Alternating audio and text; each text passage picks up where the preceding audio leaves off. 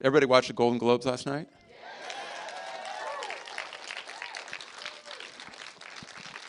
Strangely, I Strangely, don't think you Matthew didn't? and I watched them. I was actually in the bathroom when you won your award. Were you? And all of a Better sudden, than his my being in phone the was bathroom. vibrating. It was like, what's happening? Oh, Jared won! Oh, That's terrible. I could say something really crude. Can I? Yeah, sure. The She cameras obviously aren't rolling didn't yet. give it. All right. Anyway, And who gave the best acceptance speech? You have a vote? This guy? The shout out to his wife? Very sweet. And I'm going to start with Craig.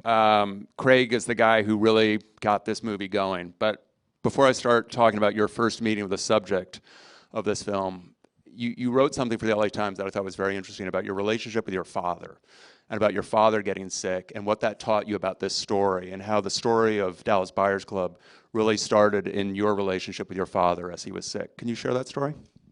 Yeah, I mean, I guess to speak real specifically to it, I just felt that, and I've heard Matthew mention this as well, every scene in the movie speaks to a man wanting to live. And I think part of having that inside of you, not wanting to die and wanting to do everything you can to stay alive, is kind of what can extend your life. And I think part of that extended Ron's life, and I think for my father it was very similar. He just, he wanted to seek out alternative medications. The doctors were very cold. There was only protocol for certain chemotherapies. And we looked abroad, and I think he never, really faced death until he had to, on a physical level, but not on an emotional level. And I think Ron Woodruff's character was very similar to that, and that when I read about Ron Woodruff, that's what spoke to my heart. Share a little bit of your meeting with Ron. You encounter his story, you get in your car, drive, and spend 3 days with Ron. Is that right? That's correct. I just want to back up because I'm so humbled and inspired by all the people to my right, because everyone works so hard, and last night was just a culmination of so many hard efforts, and not that we work for awards, but to see some of that pay off and share this, I don't know, stage with all these guys is just an incredible moment for me tonight. So I just wanted to share that with you. Thank you. Yeah. And it's just been a long road for all of us, and everyone just put a lot of sweat into this film, and it just feels really good. I want to follow up on Do you that. guys know how long it took Yeah, to take this? let's go on that. Go ahead, Jared. Yeah. Well, I mean, this is what you guys should probably let them know. I was just curious if anyone knew how long it took to bring the stories to the screen. 20 years from 1992 to 2012. And last night I said it was turned on 86 times. I was corrected later. 137 times it was rejected. Wow. It's like that story you hear about Kentucky Fried Chicken guy, right? He goes to all those different restaurants to sell that magic recipe. Yeah. And he finally gets it, and he becomes Colonel Sanders. Exactly. I think he's saying I'm Colonel Sanders, is he? What I am saying is What just happened? You should definitely start on your next project. Yeah. I actually have to leave now because I don't have another 20. But I just want to say this last thing, and I would say this, I really mean it. If I never got another film made, I could hang my hat on this one. That's how proud I am. That's awesome.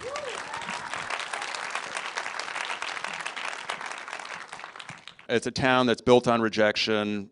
For every 1,000 scripts, maybe 2 get made. Matthew, you just quoted this number about how many times this movie was turned down. At what point, like number 50, number 75, you say, maybe that's the signal, maybe we should sit down, maybe we should move on? I mean, Robbie, talk about why you didn't take no for an answer 100 and how many times, Matthew? 137. 137 times. I think we all knew that it was an amazing script. From the moment I had read it, I thought it's not something that really you come across very often. So I think we all had that experience in reading it. But when Melissa and Craig got the script back, it was set up at Universal for 8 years, and they didn't make the movie, and they gave it back to us. I think that we just knew that we had to get it made. We had put so many years of blood, sweat, and tears into this movie that I think we had to not only spiritually and emotionally, but physically sort of complete the circle of this for ourselves. as part of our lives, but also, you know, for Ron and for everything. But I truly believe that, you know, everything happens the way that it's supposed to, and I think that we were really waiting for Matthew to play Ron and for this sort of this configuration to come together with Jean-Marc and with Jared, and it didn't get made before because it wasn't meant to be. It was meant to be made in this sort of independent, spirited, intimate, you know, way that we made the film, which was very freeing, I think, for all of us. Matthew? Yeah, I want to add to that. I mean, in hindsight, it is easy to, I think, to go, well, that was the time to get it made. You know, and you were part of this a lot longer than I was. You had it for 20 years. You found it 20 years ago. But something that was common that did happen with the group that's sitting up here now is once some of these pieces came together, myself and Jean-Marc and you guys were already, you know, obviously been keeping this thing alive for that long, we didn't flinch. And I know that was one thing that I think had to happen that didn't happen before. We didn't flinch when they said, no, it's not really going to go in the fall. Yeah, yes, it is. It's going to go in the fall. And then it got to be around there, and they're like, well, actually, the financing just fell through. We're 3 weeks before we're shooting. We're like, that's okay. We're going to make it here in 3 weeks. And then it came up. I know one time you've told the story. It came to me and said, okay, it's going to get made. We got the financing, but it's not going to happen until spring. We didn't flinch and go, well, maybe. We didn't even consider that. And we said, no, we're making it in the fall. We're doing it. And felt like everything just kind of caught up to us. You know, in this town, momentum and enough pieces that come together that do not flinch can get something made. Now, so not that anyone flinched before, but you know, I've been asked the same thing. Was it the time? Well, I don't know. In retrospect, it's easy to say yes, it was the time. But I know what happened is the people up here, this select group, we did not. There was time. There was room to flinch. And boy, but I know I felt. It felt like, boy, if we let a little sliver of light, a possibility of anything other than this fall for it to happen, someone's going to take advantage of that. And we just blindly kind of willed it to go forward, and it happened. So now, yes, in retrospect, it is the right time. Yeah. Yeah. Well, it was also, you know, Matthew was preparing for the role and losing weight and getting into character and speaking to Jean-Marc, you know, every day. And so we had the fall, you know, we knew that we were going to make the movie in the fall, or that was the goal. But as Matthew said, you know, I think it was 6 weeks, 5 weeks before we were supposed to start filming, we lost the financing. And so Rachel and I, you know, we felt obviously incredibly responsible. Matthew was losing weight. You know, there were people on the ground, and we called Matthew's agent and said, listen, we're really worried. I don't think that we can pull, you know, the movie together for November start. Do you think that we can talk to Matthew about shooting the movie in the spring? And he went and talked to Matthew, and he was like, ladies, you better get it together. I'm showing up there. I'm going to be there. You better be there. And I think Rachel and I just got in the boat, and we just rowed as hard as we possibly could, and just made it happen. We all willed it. Yeah. I have a question for Jean-Marc. That kind of esprit de corps, that kind of will, does that end up affecting kind of the DNA of the project, of the whole mood of the production, of what you're all trying to do? When you've overcome so many obstacles and your time has finally arrived to, oh, there's your microphone, to make the movie. Does it alter kind of the chemistry of how the movie is going to be shot and how it's going to be made? I think so. I think, yeah. There was a spirit there, and just like Matthew said, you know, at the last minute, we were. The timing was there. Huh? It's all. It's about timing. It's about what's on the page. And this project had something so powerful, which is the humanity in it, the humanity and the life lesson. And as we all said, you know, we were so touched by the script, by this story of this man who's told he's got 30 days. Oh yeah, you watch me, and how he changes his arc to become, despite him and despite, you know, without even realizing it, he become a spokesperson to the a community that he's been bashing for years and years, and become, you know, beautiful in a way, and with all his flaws, keeping his flaws and his, and And so that was our thing, you know. That was Jean-Marc, when did you, though, because Jean-Marc calls me 8 days before we're going to shoot and says, "Mathieu, we don't have the money. I don't have the time. I need 40 days. It's impossible." But he says at the end of the conversation, and it was like next Tuesday following, I was like, "Oh," and he says that, "But I'll be there if you'll be there." I was like, "Well, I'm there." But when did you decide to go one camera, no lights? It's the only way to get this thing made, and the only way to shoot it. The only way to get this made in 25 days. Yeah, well, I just came out of Café Flore with part of it was shot that way because of one of the characters, and that was a Down syndrome kid, and we wanted to capture the natural and some moments with the lead actress and the kid, and so we shot with no lighting and with a red camera. And I really loved that. And then suddenly this project was just demanding that, and because of the because of we didn't have a lot of money, and that was the only way to do it. So no electric crew, no grip crew, and handheld. Available light that gives them, 360 degrees to move to, and we could also do the same, and we're not, waiting for lighting the another angle or whatsoever. So it was the way, the way to do it. Yeah, I don't know if this fact's been said yet, but yeah, we made it in 25 days for 4.9 million. When you were on the eve of production, correct? You thought you were going to have 40 days and a lot more money, correct? 40 and 8 was the number that we were going for, right? Yeah. 40 and 8. You got the metric version And of that. that seemed, reasonable. We knew we were going to be strapped even with that, but then it came in at 25 and 4.9.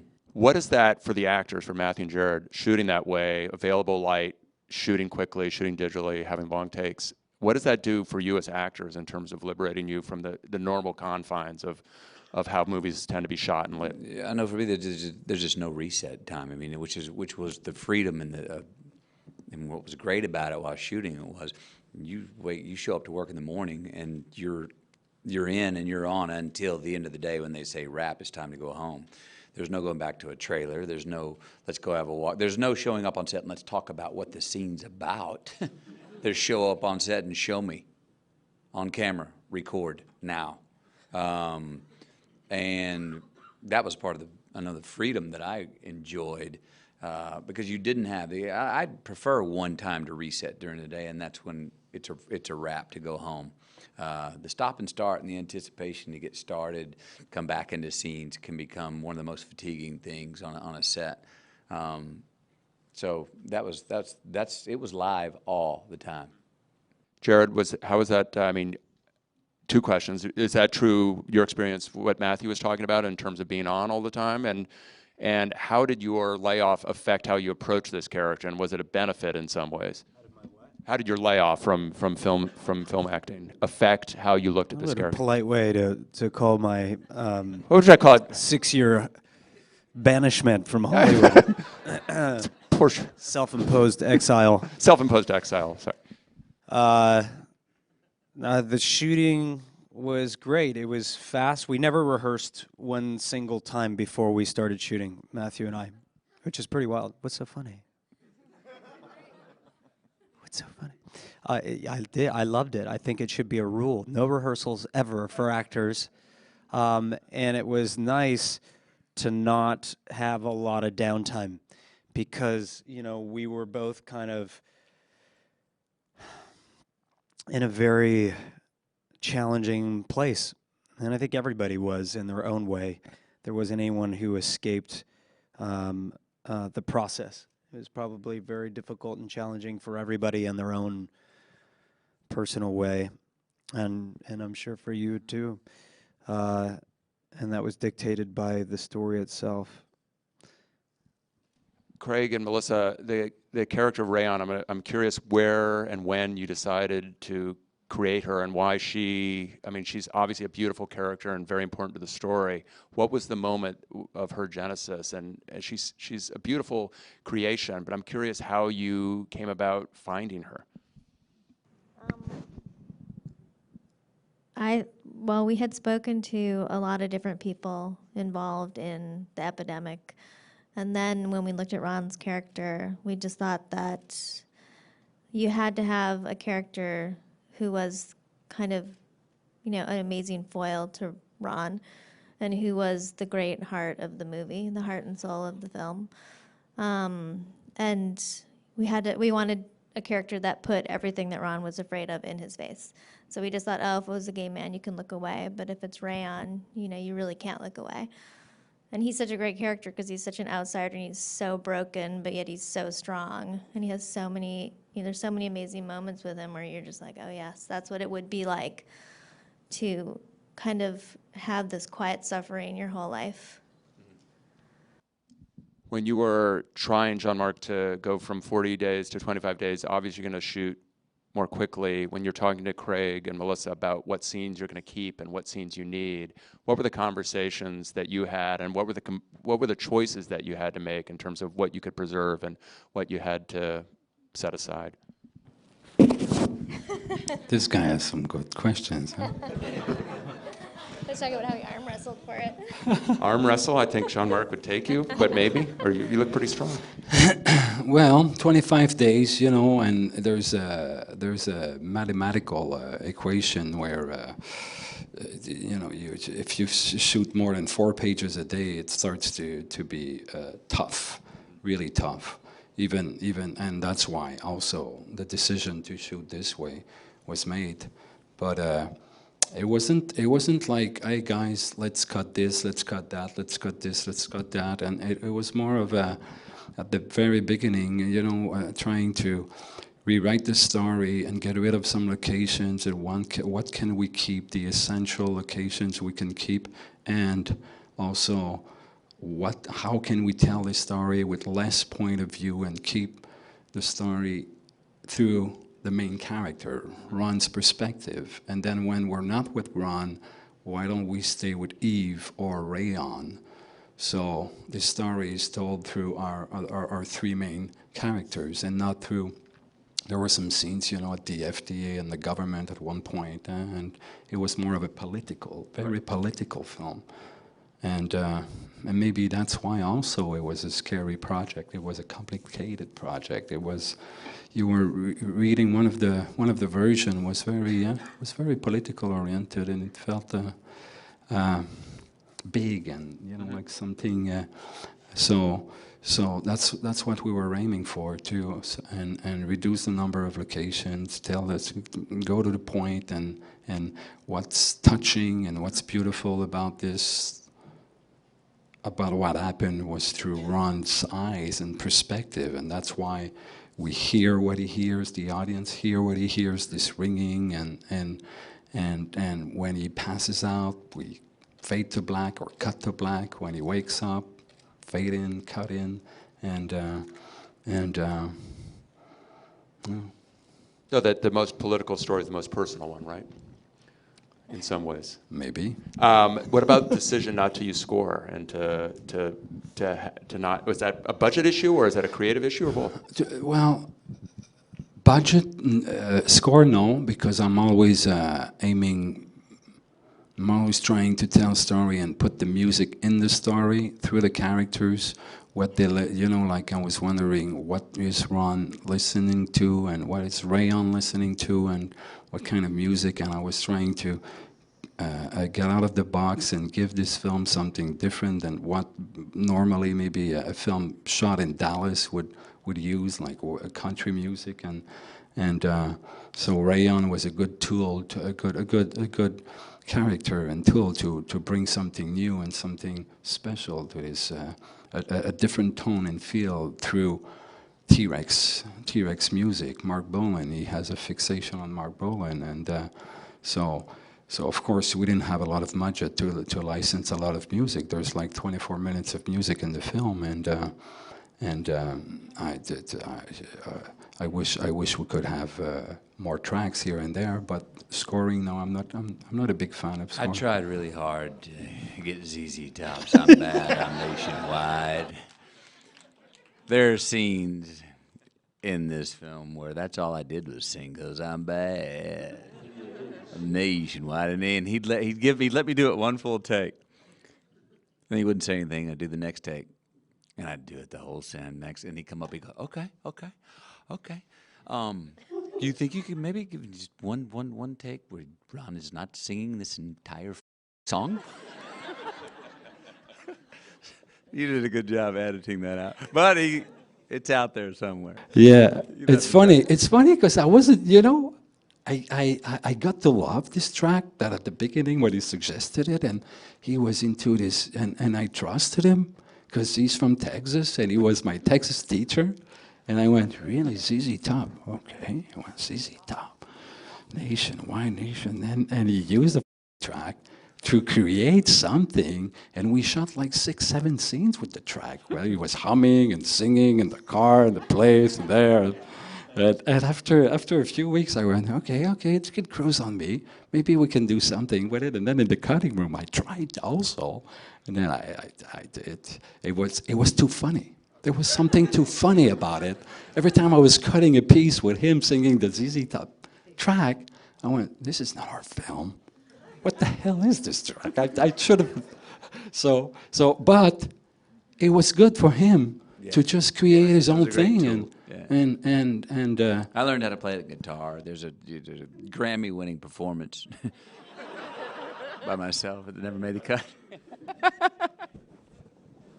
Jared, I was struck by something you said in talking about this movie, the steeper the climb, the greater the view, which is a beautiful phrase about anything, but it seems especially appropriate to describe this film. Is that something that you guys were aware of during the making of the film, or is it something that Matthew said you kind of only see in retrospect about what you're up against and what you're doing? I think you probably see most of it in retrospect. When we were making the film, especially me, I had taken 6 years away from film, and I was really dead set on not letting all of these guys down, and paying tribute to this incredibly inspiring group of people out there, the outsiders, the Rayons of the world. And that was really important to me, and I wanted to do a good job. I wanted to make everyone proud, including myself. This film was really a test for me. I didn't know if I would ever make a film again. I hadn't made a film in 6 years can become 10, become 20 very quickly. It can become your life. So I thought, I should make another film to see if there's anything left in this world for me. And I'm really glad that I did. Thanks, Jean-Marc. We are too. And Matthew. I appreciate it. yeah, man, thank you. And Robbie. Miss Robbie, whose idea was it to put me? I hear now. Barack Obama called me the other day. He said, it was my idea for you to play Rayon in Dallas Buyers Club. Whose idea was it? Certainly nobody was thinking about putting me in a film. Actually, that's not true. It was not the President of the United States? What? Yes, Barack called me. And, did. he told Big me he thought B, you'd be great. baby. Hooking me up. Actually, your agent, Mick Sullivan, suggested you and said, and also Jason. We were having conversations with him. We were, trying to cast the movie, and they said, "What about Jared?" And Rachel and I said, "That's a fantastic idea. He would be amazing." And Jean-Marc, It's just the narrative always changes. It's awesome. I'm gonna make a Take it film better or about worse? this. I think Spike Jonze could nail this one. A movie about a movie about a movie about who put that person in the movie. well, this is the way it really happened, actually. You know what? At the end of the day, who f***ing cares? I'm here, sitting next to Matthew. I'm good. And also, you know what? This guy really wanted to make the film, because I'm often asked, why did you pick Jared? And I go, I'm sorry, I didn't pick Jared. Jared picked us, picked the film. Because when I Skyped with him, he had read the script, and he had a wig on. He was putting on lipstick. He had a dress on. He was playing some Mark Bowen, and he was hitting on me. So Mark, I like your voice. I guess But it worked, baby. I was hating. It didn't work. It worked professionally. A girl's got to do what a girl's got to do. You know what I'm saying? Use all you can get, baby. Jared, I want to ask you about, I think, I mean, there's so many great scenes in the film, but one of the scenes that is kind of the most intimate is the scene where Rayon meets with her father. It's a beautiful scene. Could you talk a little bit about the filming of that scene and how that scene came together and what it was like to be in that scene as an actor? Yeah, it was probably a lot like watching it.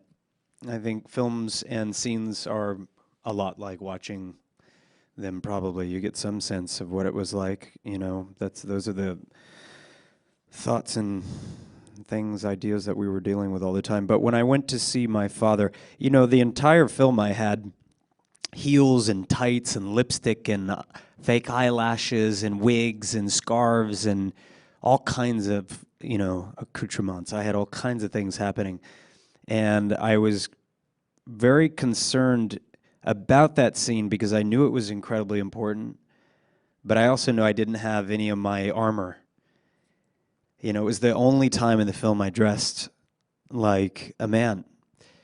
And I got Ron's suit, and I think because I was so focused throughout shooting, as we all were, when I put on the suit, I was so relieved that when I walked through the bank, I didn't have to rediscover who she was. I still moved, I still kind of glided across the floor as she would. And then when I did that, the first take, I blew it. It was terrible. I thought, not that actors know anything about their work. And we were all crying, but Yeah, anyway, thought it was terrible. And I did think it was Rachel terrible. was like, tears behind it. He should have let me know. It would have been a relief. But anyway, it turned out to be a really beautiful moment. And, you know, you do all this crazy work as an actor. Some of it, you don't know why. You learn a ZZ Top song. You learn to play the guitar. But in all of that exploration, in that great adventure, in, you know, the meeting of Ron and the death of your father, comes something beautiful, comes a piece of art, a piece of life, and something that we get to share with one another. And I really do love film. I think it has the power to change us.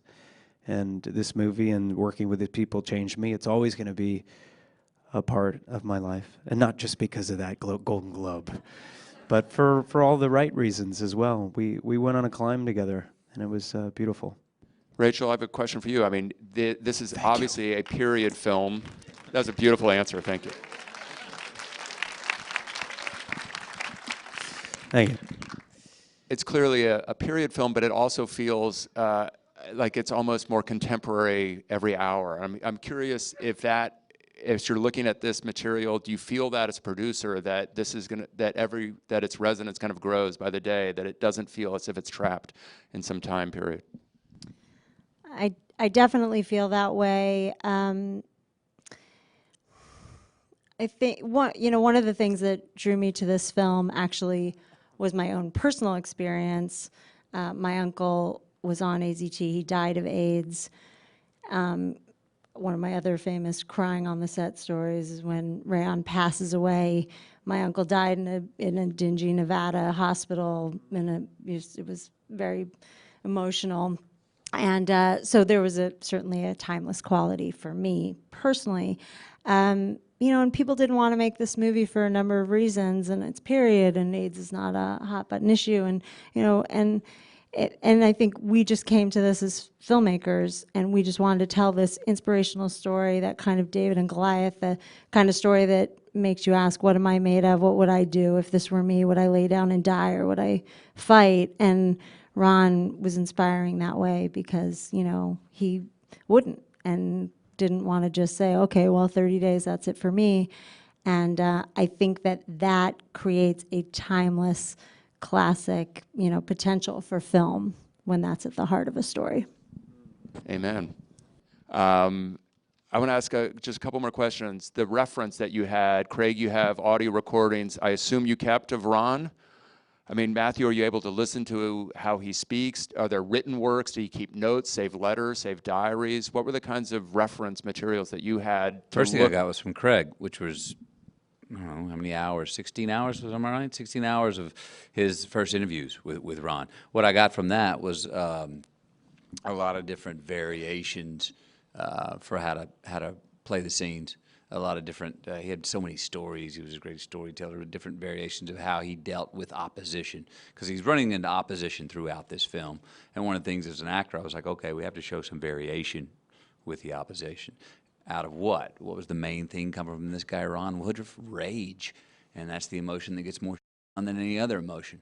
That was very important. Also, not just the information that was there, but how he spoke. He would speak like a doctor, someone with medical knowledge, an expert on HIV. And in the same sentence, as he was explaining that, he'd slip off into a conspiracy theory about the fucking FDA and one of those motherfuckers are maybe out there right now. And he'd come back with a funny joke about something slanderous, and then he'd lose his train of thought. You could hear the dementia would slip in. So it was, the way his mind worked in one paragraph, the sentences were very acute, and his change of emotion was very acute. Then I went to see his family, and they gave me, they opened up their house. They were very honest about who Ron was and who he wasn't. They did not try and glorify him and his martyrdom. They were really honest about, oh, he stole my cars. He took all my value. But geez, we loved him. They were very honest about who he was and who he was not. Then they gave me what was my secret weapon, which was his diary, which was the diary before he had HIV. And that's where I understood who the man was before this disease came on, which ironically gave him the first purpose and clear identity, something to fight for in his life. He was living in a small town. He'd write in his diary about Sunday night, about getting ready for Monday morning, and he pressed his shirts and put a new battery in his pager, because tomorrow morning I'm going to really get those jobs to go fix those speakers and that stereo across town, and I think I can make $40 on this. And then all of a sudden that job would get canceled because the big company that had 8 employees across town got the job. And then you slowly, through the week, you could sense it. You'd see him start to wither and become less structured with his ambition in life. And he'd drive down to the drive-in to go get a burger from the girl who was the manager, who was kind of cute, and would give him a double for the price of a single, And then 4 weeks later, he'd write about, my favorite number, 62, because me and Sheila, the girl from Sonic, where I went to the drive-in, we shagged up in room 62. And so you saw this guy sort of wandering, and then you see his Saturday night stuff where you could tell he was high and doodling and trying to get out of there. I mean, the guy liked big band jazz. The guy dressed up as a gangster almost every single Halloween, and sometimes just on Tuesdays because he felt like it. And when he stole 2 cars, he took them to Jersey. So he had something going on up there with Boardwalk Empire. Anyway, he had something going. He was ready. He wanted to get out, and I don't know where he wanted to go, but he was lost and wandering, and he was pretty lonely. And the ironic, sad thing is that this disease is actually what gave him something clear to fight and claw for 24/7. Jared, there's one of the beautiful things about your performance, about the character, is what it isn't. That it's not kind of typically how this character, somebody who is transgendered or transsexual, is portrayed on screen. I'm curious, in talking to people who might have had gender reassignment or transsexual people, what did you take away from your meetings with them, and what were the kinds of things that were really important to you in terms of their integrity that you wanted to preserve in your performance? So the beginning for me was, it really started with you on the phone and having the 20-minute Skype sex.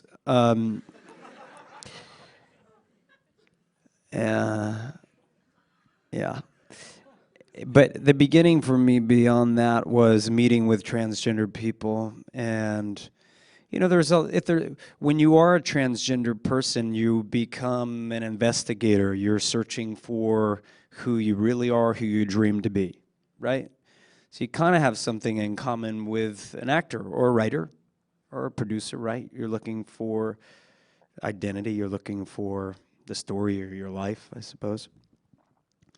So when I met with people, they were incredibly generous and open. I also think in that world it's very common for people to have mentors who guide them through that process. But we talked about things, everything from the voice and not just the dialect, because the regional aspect or nature of the character, but the register as well. And we talked about some of the classic mistakes that people make. Talked about walking in heels. And, it certainly gave me a lot of respect for people who choose to live their life as they dream it, not necessarily their life as it was handed to them. And, that's a nice thing to be reminded of. Amen. Hallelujah. Thank you. I'm going to end with Craig. Craig, it was 20 years ago, right around this time, that you met with Ron. What is it at this point? Do you have perspective on it to get this far, to actually have seen this through and to be where this film is? You have, these guys won these great awards last night. I'm just curious how it feels for you as a screenwriter to have persevered on this project for so long, to see what it's become. Yeah, I mean, I said it earlier. I just, I guess you can probably hear it in everything that everyone's talking about, how they explore these characters or fought for this film, or, it's just a very sweet feeling to see us do so much with so little and work so hard and get such great results, and see the film affect people, and see, people, what? What does he laugh? Yeah. That's what I asked before. No, I'm just kidding. No, and just see people get awards, but the best part is to hear everyone talking here, because we just all worked really hard, and it's just a very sweet feeling to have it affect so many people. I think it's nice that a small movie like this and these small films in this great year of cinema is actually still happening in the midst of these giant, kind of sometimes thoughtless blockbusters, sometimes fun. But, you watch them, sometimes you feel like you ate a bucket of Sour Patch Kids and, you're in a coma. But it's just so wonderful that, it seems to be a lot of the world's headed in that big, shiny, obvious direction. And it's so cool that these movies get made. I'm a fan of film, and I know all the people up here are, and you guys are too. And it's so great that these interesting films are being made. I just want to say one other thing. Yeah, Craig, go ahead. I'm starting to feel like Anthony Robbins up here. But Can I get an amen? Craig? But no, I was just going to say, everyone up here had their own slogan of, Jean-Marc would always say, we'd lose the money. He'd say, Craig, keep the faith. And Melissa would say, we have to get this film made. And Robbie was like, I will will this movie into existence. And Matthew, when I left your house and the money had fallen through, and you're like, we're going to get it done. You know what I mean? And you came in late, but you could see it in your passion. And Rachel would say, if we go down, we're going to go down fighting. And everyone had like a warrior cry. We're going to look good doing it. Yeah. Nobody looked as good as you, though. Tell them about a lot of people they're always kind of amazed, but you should tell them about the light. There are more lights here than there were in the film. Yeah, Jean-Marc said this, honestly. But we had no lights. There is one scene where we had light in the trailer, and what what it was my friend who drove me to set. We got out of the car, came in immediately shooting, and all of a sudden he then evidently proceeded to do what you would do, which is back up. But that changed the light in the scene. And I remember Eve going, no, it's the light, keep the car. Yeah. So they're running around, still running on, pull the car back here, just stop. You got it, it's right there, leave the light on. No, light's on. Boom. And that was our light. That was our grip department. Somebody's backup lights. That was a headlight that was shining through the window, and evidently it was perfect. I think in a way, though, Jean-Marc is a lot of directors out there, because they're going to be like, they did it with no lights. Go do it with no lights. You want to make your movie? The guy's got a shoulder. Get to work. Yeah, and you know what? I think I f***ed myself. Jean-Marc, you just did it with 25 days, 4.9 million costs. What? You don't need more. They'll be like, we'll give you 26 this time. Necessity may be the mother of invention, but passion, I think, is what brought this movie to the screen. And the fact that you guys refused to quit on this movie is unbelievable. And the fact that, you know, it turned out as well as it did is evidence that it still matters, that you care about making good art. So thank you all so much, not only for sticking with this movie, Thank you. Thank you. Thank you. for being but here. thank you all for coming out and sharing it with us. Thank you.